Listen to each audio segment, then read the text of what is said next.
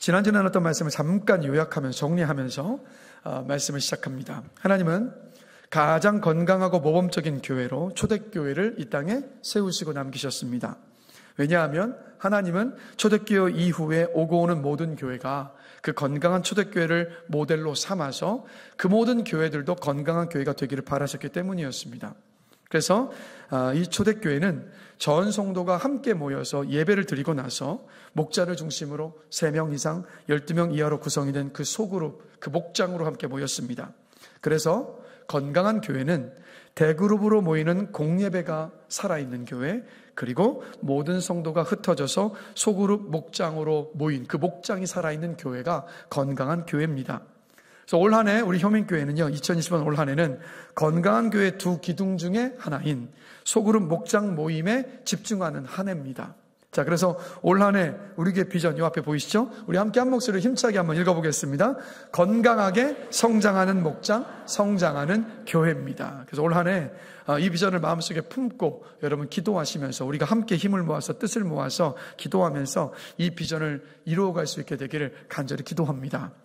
여러분 꿈꾸세요. 이 비전을 함께 이루어가면 우리 교회가 건강한 교회가 되어질 수 있다라는 여러분 그 마음을 품고 우리 함께 나갔으면 좋겠습니다. 그래서 오늘은 이 본문을 함께 살펴보면서 초대교회는 소그룹 목장으로 모였을 때 무엇을 했을까? 왜 모였을까? 함께 자세히 한번 살펴보려고 합니다.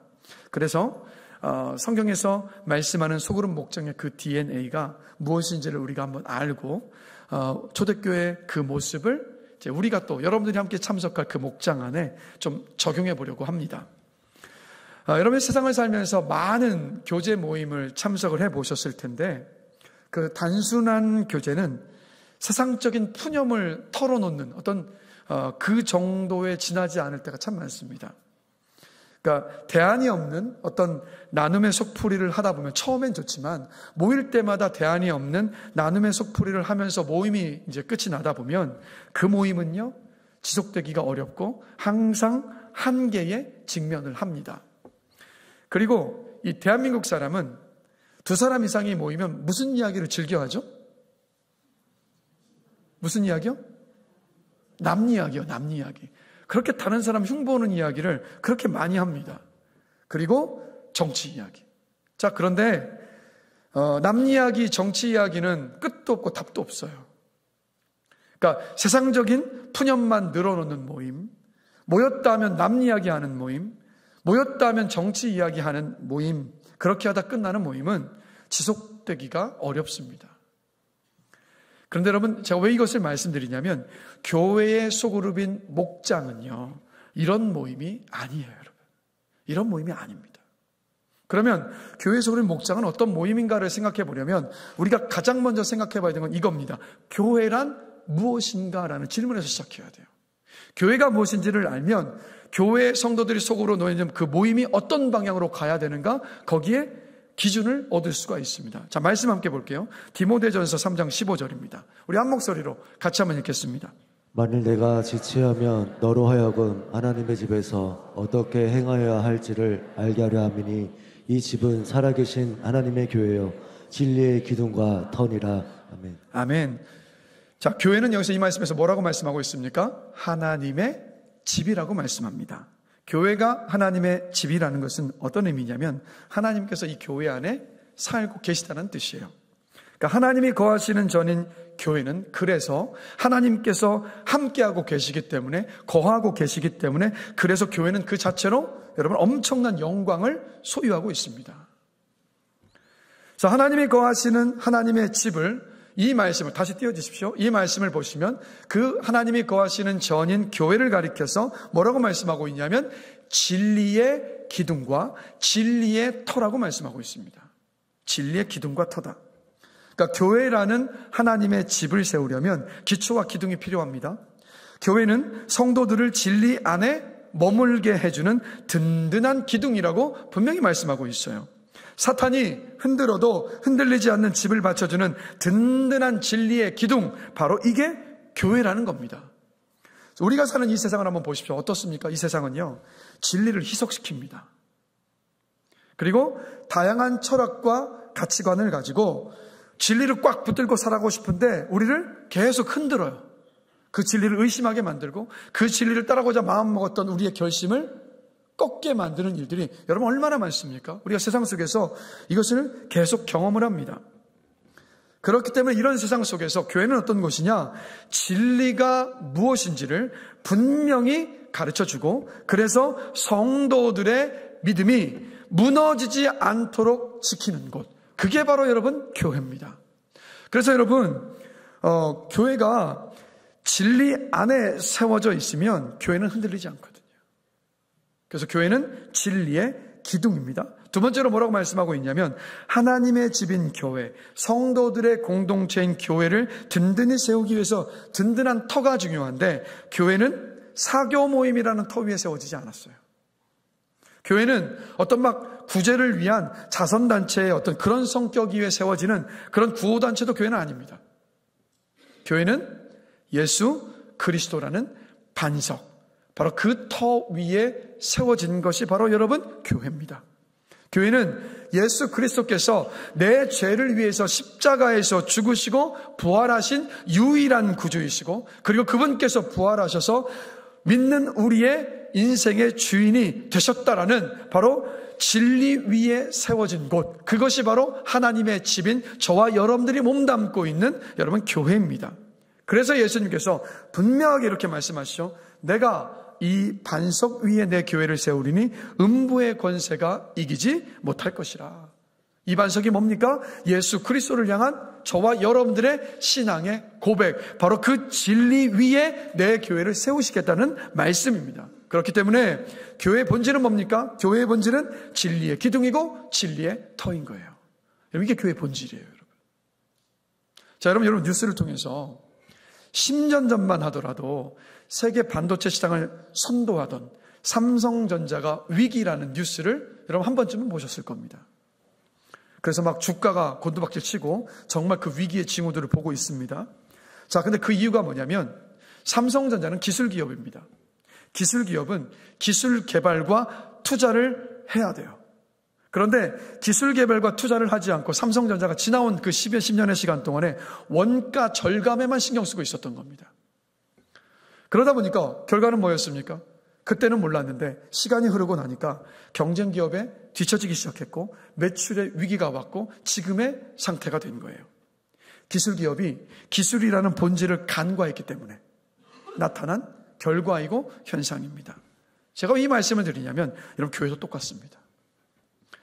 시대를 불문하고 교회의 본질은 진리의 기둥과 진리의 터입니다. 이 본질을 놓치지 않을 때, 이 본질을 지킬 때 교회의 생명력이 있어요. 그런데 진리의 기둥과 진리의 터라는 이 본질을 지키지 않고 이 본질을 잃어버리잖아요. 그럼 교회가 어떻게 되는지 아십니까? 세상의 웃음거리가 되고 세상의 조롱거리가 되고 세상의 비난을 받는 공동체가 되어버립니다. 생명력이 없으니까. 그러나 진리의 기둥과 진리의 터라는 이 본질을 저와 여러분들이 함께 지켜나가면 교회는 생명력이 있습니다. 절대 세상이요, 우리가 진리를 붙들고 있잖아요. 우리가 진리를 붙들고 있고 진리를 붙들고 이 땅을 살아가잖아요. 그러면 세상은 교회와 성도를 절대 우습게 보지 못합니다. 우습게 보는 것이 아니라 우리를 두려워하고 우리를 칭찬하고 우리를 인정합니다. 저는 우리 모두가 교회의 본질인 진리의 기둥이요 진리의 터라는 이 본질을 여러분 굳게 함께 합심하여서 지켜나갈 수 있게 되기를 간절히 기도합니다.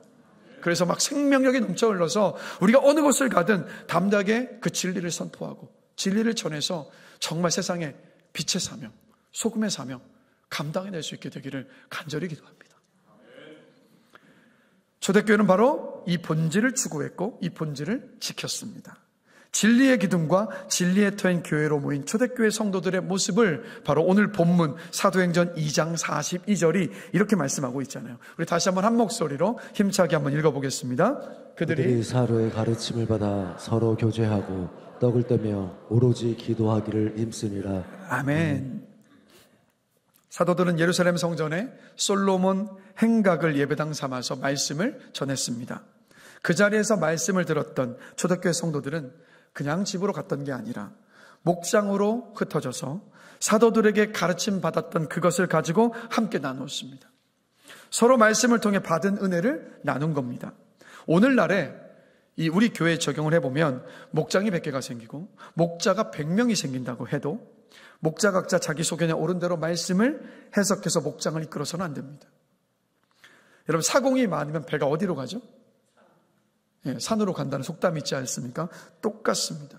목자들이 각자 자기 소견에 옳은 대로 성경의 관점과 해석과 신학을 가지고 그렇게 말씀을 해석하고 나눠버리잖아요. 그럼 배가 마치 산으로 가는 것처럼 만약에 그 숫자만큼 교회가 나뉘는 거예요. 여러분, 교회를 하나로 묶어주는 것은 하나인데 하나의 메시지, 바로 원 메시지입니다. 그렇기 때문에 한 메시지를 가지고 은혜를 받고, 한 메시지를 가지고 은혜를 곱씹고, 한 메시지를 가지고 은혜를 나누어야 돼요. 어디에서요? 목장에서.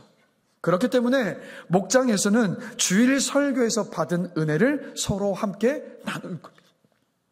초대교회가 이렇게 했던 거예요. 자, 그러면 조금 더 구체적으로 왜 이렇게 주일 설교에서 받은 은혜를 우리가 함께 나눠야 되는 것일까? 자, 그 이유가 있습니다. 자, 디모데후서 3장 14절 말씀 같이 한 목소리로 읽어보겠습니다. 그러나 너는 배우고 확신한 일에 거하라. 너는 내가 누구에게서 배운 것을 알며. 자, 이 말씀 보시면 성경은요, 지속적으로 배우고 확신한 일에 거할 것을 성경이 계속해서 요청하고 있습니다.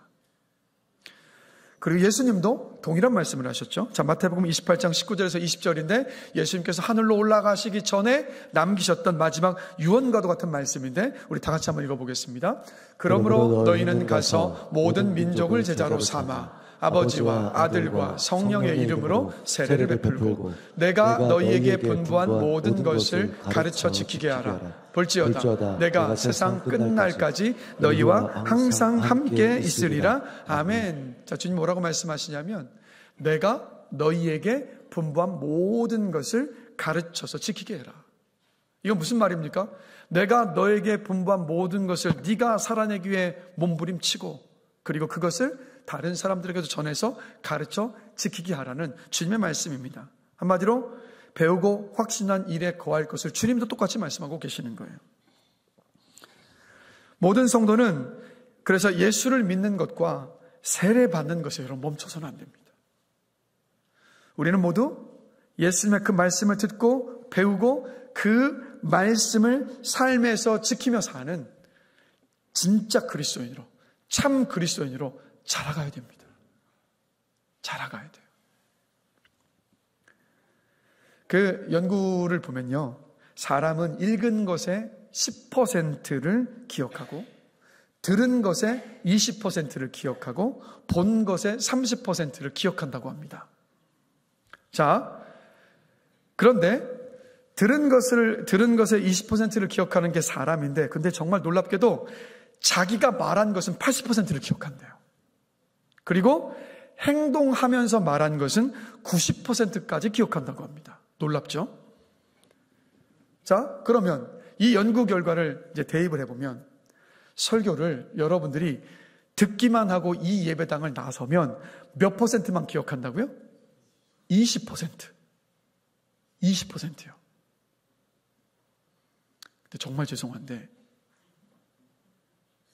20%도 아닌 것 같아. 제가 볼 때 20%도 아닌 것 같아.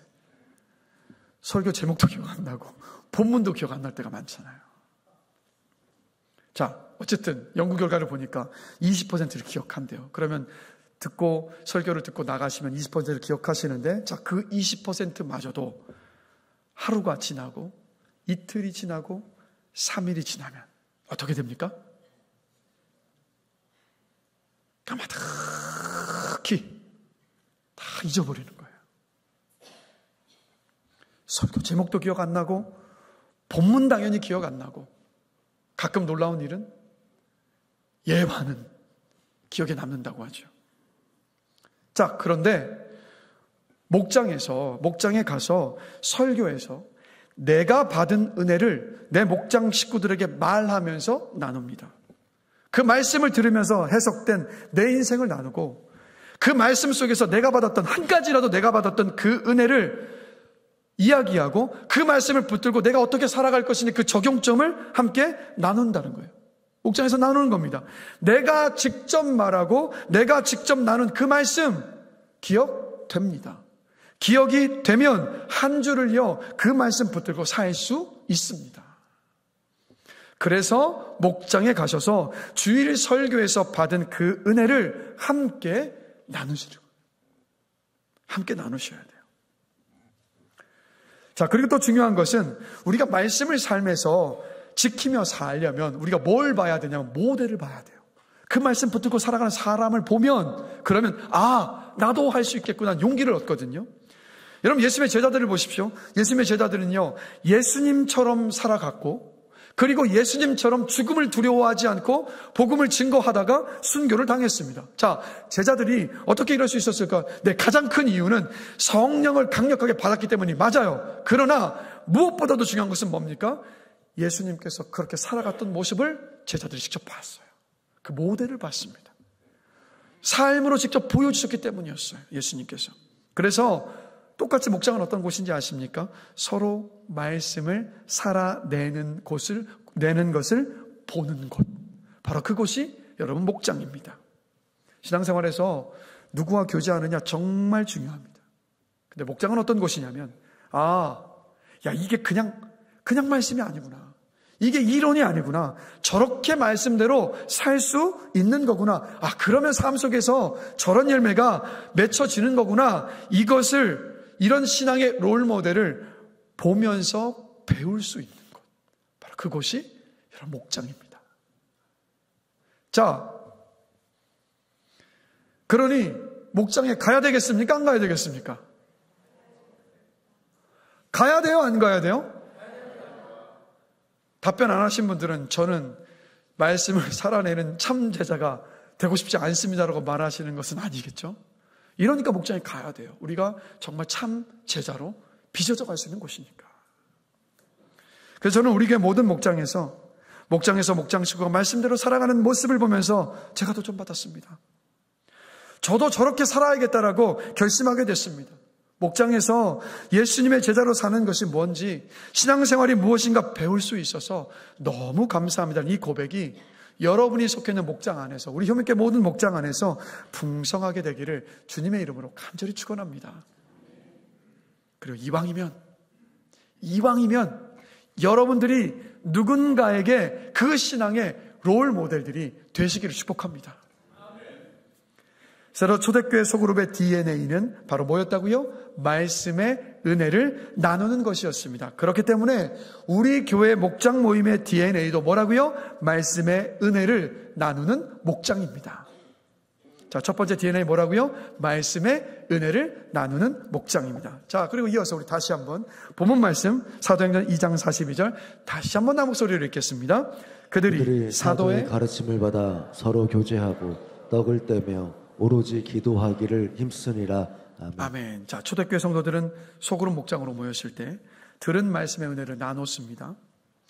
예수 그리스도의 피와 살을 기념하면서 함께 식사 교제했습니다. 그리고 나서 뭐 했습니까? 그리고 나서 뭐 했죠? 오로지 기도하기를 힘쓰니라. 그냥 기도한 게 아니라 오로지 기도하기를 힘썼습니다. 이게 무슨 말입니까? 기도에 전무했다. 그러니까 초대교회는 교제만을 위해 모이지 않았습니다. 인생의 푸념을 늘어놓기에 모이지 않았습니다. 세상 이야기 나누려고 모이지도 않았습니다. 말씀의 은혜만을 나누기 위해 모이지도 않았습니다. 초대교회 성도들은 말씀의 은혜를 나눈 후 함께 기도했어요. 그냥 기도한 것이 아니라 오로지 기도하기를 힘썼습니다. 자, 그럼 왜 초대교회 성도들이 목장에서 오로지 기도하기를 힘썼을까요? 그 이유가 세 가지입니다. 저는 여러분들이 이걸 기억하시고 여러분들이 목장에 가셔서 정말 오로지 함께 기도하기를 원하고 여러분의 인생 속에서도 정말 모든 것들을 맡기면서 오로지 기도하는 기도의 사람들이 되시기를 주님의 이름으로 축복합니다. 자, 우리 첫 번째 이유입니다. 왜 이렇게 이들이 기도했을까? 같이 읽겠습니다. 우리가 무릎을 꿇을 때 하나님이 보좌에서 일어나시기 때문입니다. 우리가 무릎을 꿇고 기도하는 것은 하나님, 제 두 다리로 제가 원하는 곳으로 가지 않겠습니다. 급하다고 아무나 찾지 않겠습니다. 저는 이 두 다리를 기도하기 위해 무릎을 꿇겠습니다.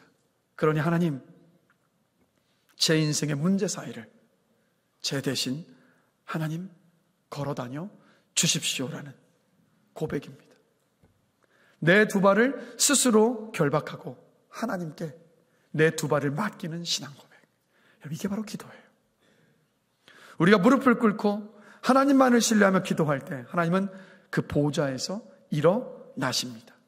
하나님께서 보좌에서 일어나시는 것이 무슨 의미인가? 시편 102편 13절이 이렇게 말씀하고 있습니다. 같이 함께 읽겠습니다. 주께서 일어나사 시온을 긍휼히 여기시리니 지금은 그에게 은혜를 베푸실 때라. 정한 기한이 다가오미니이다. 아멘. 하나님이 보좌에서 일어나시면 은혜를 베푸셔서 우리의 기도에 응답을 주신다는 뜻이에요. 우리가 기도하면 하나님께서 보좌에서 일어나셔서 우리에게 은혜를 베푸시고 응답을 주십니다. 이것 때문에 초대교회가 기도하는 거예요. 두 번째 이유입니다. 같이 한 목소리로 읽겠습니다. 우리가 손을 모을 때 하나님은 능력의 팔을 펼치시기 때문입니다. 우리의 두 손을 사람에게 도와달라고 빌거나 살려달라고 붙잡는 데 사용하지 않고 두 손을 기도의 손으로 모으고 스스로 우리가 그 손을 결박하면 하나님은 기도하기에 두 손을 모은 그를 돕기 위해 능력의 팔을 펼치십니다. 기도는 나의 손을 거두고 하나님의 손에 나를 맡기는 거예요. 세상에서 가장 힘 있는 손, 어떤 손일까요? 기도하는 손입니다. 기도하는 손이 가장 힘 있는 손. 자, 시편 80편 13절 말씀 다 같이 한 목소리 읽어보겠습니다. 주의 팔에 능력이 있사오며 주의 손은 강하고 주의 오른손은 높이 들리우셨나이다. 아멘. 주의 팔에 능력이 있으심을 믿으십니까? 주의 손이 강함을 믿으십니까? 주의 손에 능력이 있어요, 정말. 우리가 이렇게 하나님의 팔을 의지하고 내 손을 기도하는 손으로 모을 때 하나님은 기도하는 그 사람에게 이렇게 말씀해 주세요. 시편 89편 21절입니다. 다 같이 읽겠습니다. 내 손이 그와 함께하여 견고하게 하고 내 팔이 그를 힘이 있게 하리로다. 아멘. 여러분, 삶의 무거운 짐과 인생 앞에 있는 인생의 골리앗과 내가 넘을 수 없을 것만 같은 큰 인생의 산 앞에서 좌절하고 낙심하고 계십니까? 여러분, 두 손을 모으고 주님께 기도하면 주님께서 능력의 팔을 펼치셔서 여러분과 함께 하시면서 여러분을 견고하게 하실 것이고 여러분을 힘있게 하실 겁니다. 문제를 해결해 주시거나 문제를 풀어주시거나 아니면 우리의 마음을 바꾸셔서 그 산, 그 인생의 골리앗 넘어서고 이겨서게 하십니다. 그러니 우리 어떻게 해야 되겠습니까? 두 손을 모으고 주의 능력의 팔을 구해야 되지 않겠습니까? 그렇게 하시길 축복합니다. 또 세 번째 이유, 한 목소리 한번 읽어보겠습니다. 우리가 눈을 감을 때 하나님은 눈을 뜨고 지켜주시기 때문입니다. 앞이 보이지 않을 때, 길이 보이지 않을 때, 막막할 때, 어디로 가야 할지 방향을 잃었을 때 우리는요, 눈을 감고 하나님께 우리의 눈을 맡겨야 합니다. 왜 그럴까? 시편 121편 4절 7절 말씀 우리 다 같이 한 목소리 한번 읽어보겠습니다. 이스라엘을 지키시는 이는 졸지도 아니하시고 주무시지도 아니하시리로다. 여호와께서 너를 지켜 모든 환난에서 면하게 하시며 또 내 영혼을 지키시리로다. 아멘. 왜냐하면 우리 하나님은 졸지도 않으시고 주무시지도 않으시고 그리고 환난에서 우리를 면하게 하시고 우리의 영혼을 지켜주시는 분이시기 때문에. 자, 여러분, 문제 앞에서 눈을 뜨고 문제를 보면 어떻습니까? 어떻죠, 여러분? 문제를 보면 막 기쁘십니까? 문제를 막 묵상하고 보면 기뻐 뛰고 막 소망이 생기세요? 정반대잖아요. 두려움이 몰려오고 염려가 찾아오고 막막해지고 근심으로 막 쌓이고. 그때 우리는 이렇게 기도해야 합니다. 하나님, 제가 눈에 보이는 대로 염려하고 눈에 보이는 대로 두려워하고 눈에 보이는 대로 판단하지 않겠습니다. 하나님, 나의 눈은 이제부터 기도하는 눈이 되기를 원합니다라고 우리 이렇게 기도하는 겁니다. 그때 우리의 그 기도를 들으시는 하나님은 불꽃 같은 눈동자를 뜨시고 우리의 문제를 해결해 주시는 거예요. 자, 시편 139편 1절에서 3절 말씀 같이 한번 읽어보겠습니다. 여호와여, 주께서 나를 살펴보셨으므로 나를 아시나이다. 주께서 내가 앉고 일어섬을 아시고 멀리서도 나의 생각을 밝히 아시오며 나의 모든 길과 내가 눕는 것을 살펴보셨으므로 나의 모든 행위를 익히 아시오니. 아멘. 우리의 모든 것들을 다 아시니까 우리의 기도를 들으시고 반드시 이 모양 저 모양으로 하나님은 역사하십니다. 바로 초대교회 성도들은 이 기도의 능력을 알았던 거예요. 이 기도의 능력을 확신했습니다. 그래서 목장으로 모여서 말씀의 은혜를 나눈 후에 어떻게 기도했다고요? 오로지 기도하기를 힘썼던 거였습니다. 자, 그래서 사도행전 곳곳을 보시면, 성경 곳곳을 보시면 이렇게 신약의 초대교회 성도들이 오로지 기도하기를 힘썼을 때 나타났던 수많은 이적들을 기록하고 있는데, 자, 사도행전 12장에 대표적인 사건이 나옵니다. 베드로가 복음을 전하다가 감옥에 갇혔습니다. 그냥 갇힌 게 아니라 쇠사슬에 손이 묶여서 감옥에 갇혔습니다. 묶이고 또 묶인 거예요. 교회의 지도자가 붙잡혔으니까 이게 얼마나 중요하고 얼마나 급박한 문제였습니까? 이때 초대교회 성도들은요, 내가 아는 인맥 총동원해가지고 우리 베드로 목사님 좀 감옥에서 좀 어떻게든 건져주세요. 제발 좀 수갑만이라도 좀 풀어주세요. 아니면 우리가 영치금이라도 넣어서 좀 먹을 것 좀 넣을 수 있도록 한번 좀 길 좀 열어주세요. 도와주세요. 이러지 않았습니다. 초대교회 성도들은 무릎을 함께 꿇고 함께 손을 모으고 함께 눈을 감고 하나님께 기도했습니다. 사도행전 12장 5절입니다. 같이 한 목소리 한번 읽어보겠습니다. 이에 베드로는 옥에 갇혔고 교회는 그를 위하여 간절히 하나님께 기도하더라. 하나님은 초대교회 성도들의 이 간절한 기도를 들으시고 보좌에서 일어나셔서 능력의 팔을 펼치셨습니다. 감옥에 묶여 있었던 그 베드로를 하나님이 지키셨어요. 사도행전 12장 7절입니다. 다 같이 한 목소리로 읽습니다. 호련히 주의 사자가 나타나며 옥중에 광채가 빛나며 또 베드로의 옆구리를 쳐 깨워 이르되 급히 일어나라 하니 쇠사슬이 그 손에서 벗어지더라. 초대교회 성도들이 함께 모여서 부르짖어 간구하며 기도하니까 하나님이 그 기도를 들으시고 베드로의 손에서 쇠사슬을 풀어주셨습니다. 그런데 쇠사슬만 풀리면 어떻게 합니까? 감옥문이 열려야 되잖아요. 자, 사도행전 12장 10절 말씀 또 이어서 함께 한 목소리로 읽습니다. 이에 첫째와 둘째 파수를 지나 시내로 통한 쇠문에 이르니 문이 저절로 열리는지라 나와서 한 거리를 지나매 천사가 곧 떠나더라. 뒤에서 어떤 일이 벌어집니까? 감옥문이 자동으로 열렸습니다.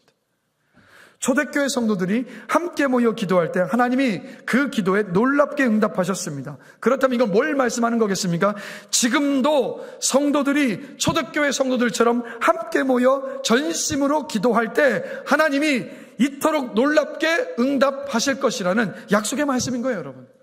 꿈과도 같은 일이라 할지라도, 우리가 생각할 때 도저히 일어날 수 없는 것 같아 보이는 일이라 할지라도 하나님 뭐라고 말씀하시는 겁니까? 너희가 초대교회 성도들처럼 함께 모여서 합심하여 부르짖어 기도하면 이것보다도 더 놀라운 일들을 내가 보여주겠다라는 약속의 말씀이에요.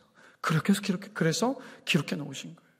그럼 왜 하나님은 성도가 함께 모여서 간절히 부르짖을 때 이렇게 응답하시는 걸까? 자, 마태복음 18장 19절 보겠습니다. 같이 한 목소리 읽겠습니다.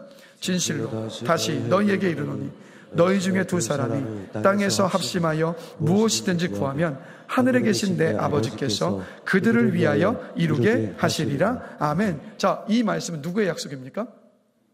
누가 하신 약속이죠? 누가 하신 약속이라고요? 예수님이 하신 약속입니다.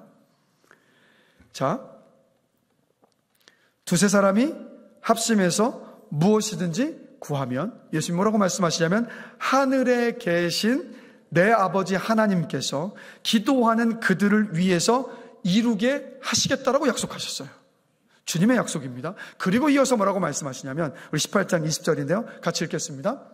두세 사람이 내 이름으로 모인 곳에는 나도 그들 중에 있느니라. 아멘. 자, 19절의 말씀과 20절의 말씀을 함께 생각해 보면 두세 사람이 예수 그리스도의 이름으로 기도하는 자리에 예수님께서 함께 하시겠다고 하십니다. 이 말씀은 단순히 두세 사람이 모여서 예수의 이름으로 기도하는 곳에 예수님께서 존재하시겠다, 예수님께서 계시겠다는 이런 뜻이 아니에요. 존재하시는 주님이 일하시고 역사하시고 활동하시는 것을 임재라고 합니다. 그러면 이 말씀은요, 두세 사람이 예수의 이름으로 기도하는 그곳에 존재하시는 주님께서 일하시고 역사하시고 활동하시겠다라는 임재의 약속의 말씀입니다. 그래서 예수님은 두세 사람이 예수의 이름으로 모여 기도하면 그곳에 임재하시고 응답하시겠다라고 분명히 약속하셨습니다. 이건 우리의 바람이 아니라, 우리의 소원이 아니라 누구의 약속이라고요? 우리 주님의 약속입니다. 주님의 약속이기 때문에 기억하십시오. 영원히 변하지 않는 약속입니다. 영원히 변하지 않는 약속. 두세 사람이 모여 기도하는 그 자리에 내가 임재해서 역사하겠다라고 분명히 약속하셨습니다. 자, 그런데 두세 사람이 모여서 예수의 이름으로 기도하는 것이 이런 뜻이 아니에요. 막 세 사람이 모였어요. 이 사람 기도 제목 내놓고, 이 사람도 기도 제목 내놓고, 각자 기도 제목을 내놓고 난 다음에 각자 기도 제목 가지고 기도하는 게 아니에요. 그걸 말하는 게 아니에요. 이 사람은 이 기도하고, 저 사람은 저 기도하고, 그 사람은 그 기도해서 마음이 나눠지면 응답 안 됩니다. 마음을 하나로 모아서 합심해서 기도할 때 그때 응답이 된다는 말씀이에요. 모인 사람이 세 사람이든 10사람이든 그 가운데 한 사람이 기도 제목을 내놓습니다. 그러면 그 기도 제목을 시기하고 질투하지 않고 10사람이 아니면 세 사람이든 그곳에 모인 사람이 한 마음과 한 목소리로 그 한 사람의 기도 제목을 두고 기도하면 응답해 주시겠다라는 약속의 말씀입니다.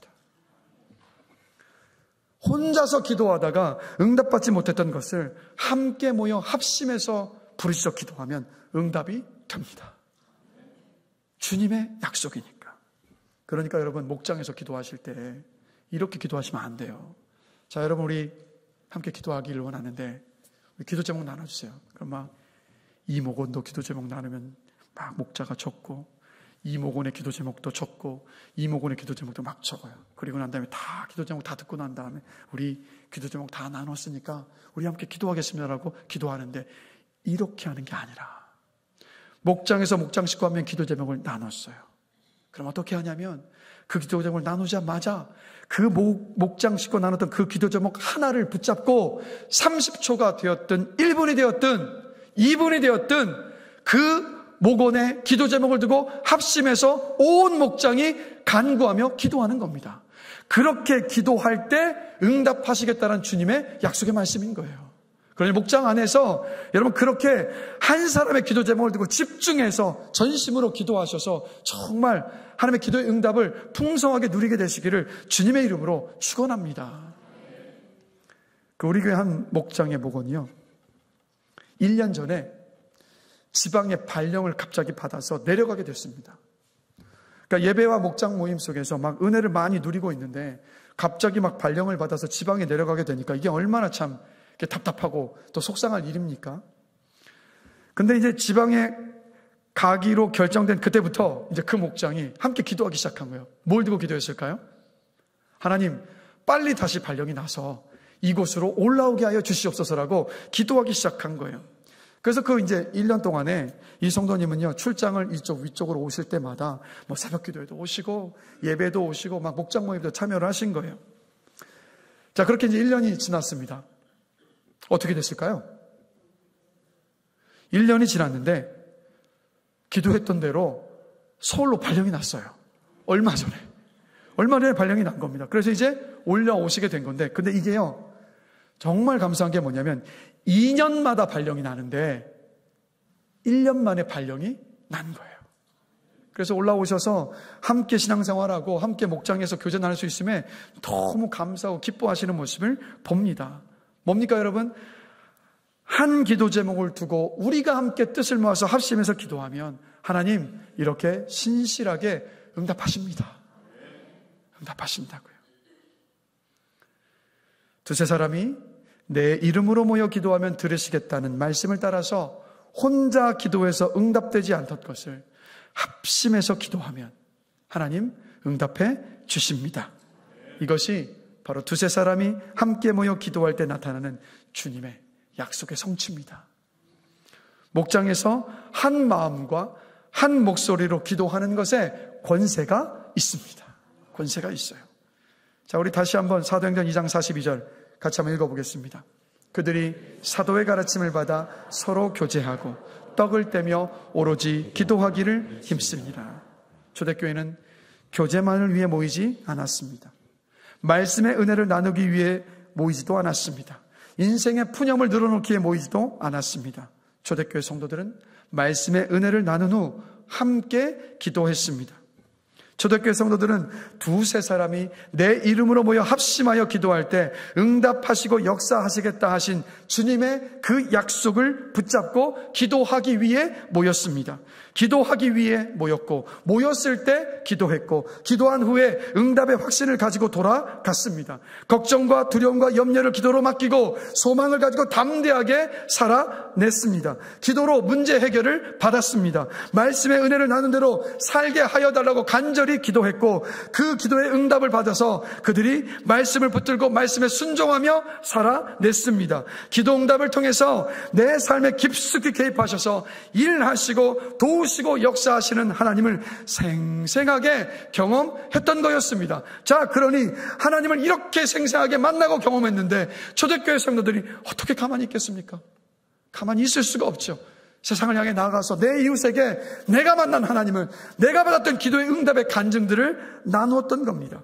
세상을 향해서 하나님의 살아계심을, 예수 그리스도의 십자가 부활을 담대하게 초대교회 성도들이 전했던 거였습니다. 그 결과가 뭔지 아십니까? 사도행전 2장 47절입니다. 우리 다 같이 한 목소리로 한번 읽어보겠습니다. 또 온 백성에게 칭송을 받으니 주께서 구원받는 사람을 날마다 더하게 하시니라. 아멘. 우리 목장이, 여러분이 소속되어 있는 그 목장이 이렇게 기도를 통해서 말씀의 은혜를 나누고 기도에 오로지 힘쓰는 그 시간들을 통해서 살아계신 하나님을 만나게 되시기를 축복합니다. 그래서 그 은혜와 간증이 넘쳐나서 여러분들이 초대교회 성도들처럼 믿지 않는 이웃에게 가서 복음을 전하시고 내가 만난 하나님을 이야기하면서 여러분들을 통해서 믿지 않는 성도들이 교회를 함께 와서 여러분이 누리시는 그 은혜를, 여러분이 누리고 계시는 그 기쁨을, 그 기적을 함께 누리게 되는 역사가 있게 되기를 간절히 축원합니다. 그리고요, 여러분, 이 자리에 있는 우리들 대부분은 힘들 때 예수님 만났습니다. 시집살이 하다가, 군복무 하다가, 중요한 시험을 앞두고 기도하다가, 사업이 벼랑 끝에 내몰렸을 때 기도하다가, 건강에 문제가 생겨서 기도하다가, 내가 감당할 수 없는 인생의 문제를 두고 그렇게 주님께 맡기며 기도할 때 우리 그때 모두 예수님 만났잖아요. 목장이 기도하는 목장이 되면 목장 식구들끼리만 기도 제목 나누며 기도하는 거 아닙니다. 여러분, 인생 잘 될 때, 인생에 아무 문제가 있을 때, 문제가 없을 때 목장에 한번 와봐 하면 올까요? 안 올까요? 그죠? 올 수도 있긴 해요. 그래서 믿지 않는 분들한테 막 그렇게 오라고 하면 오겠어요? 안 오겠어요? 저는 조은주 선생님 말씀처럼 그러지 않아도 오시는 여러분들 되셨으면 좋겠어요. 근데 인생이 편안하면, 내 인생에 문제가 없잖아요. 목장에 와서 함께 우리 기도해야 하면 전 다음에 할게요, 이렇게 듣지를 않아요. 자, 그런데 우리 인생을 살면 하여튼 누구나 한 번쯤은 뭐가 다가옵니까? 인생의 겨울이 다가오잖아요. 인생 겨울이 다가와요. 그 인생의 겨울을 만났을 때 우리 목장에 한번 와보세요. 우리 함께 합심해서 기도하면 하나님이 도우시고 응답하세요. 이렇게 얘기하면 아무 문제 없고 편안할 때는 그렇게 안 들렸는데, 이렇게 인생의 겨울을 지날 땐 이 이야기가 들립니다. 이 이야기가 들려요. 그리고 그렇게 목장에 왔습니다. 생명부지의 사람들이 내 이름 석자 불러가면서 그렇게 불러가면 그렇게 뜨겁게 간절히 기도합니다. 그러면 감동을 받나요? 안 받나요? 감동을 받죠. 그러면 그렇게 목장에까지 오고 나면 뭐 교회 깊숙이 들어오는 것, 교회까지 나오는 것 어렵지 않습니다. 예수 믿지 않는 영혼들을 초청해서 기도해 주면서 응답과 간증을 만들어 전도하는 곳이 바로 여러분 목장입니다. 목원들의 아픔을 나누며 기도를 통해서 힘을 주고 격려해서 응답과 간증을 만들어내는 곳, 바로 이곳이 여러분 목장입니다. 초대교회는 가장 닮고 싶은 교회, 가장 닮아야 하는 교회입니다. 초대교회 속으로 목장의 DNA는 뭐라고요? 바로 기도하는 목장입니다. 그래서 우리 교회 목장도, 목장의 DNA도 뭐라고요? 기도하는 목장입니다.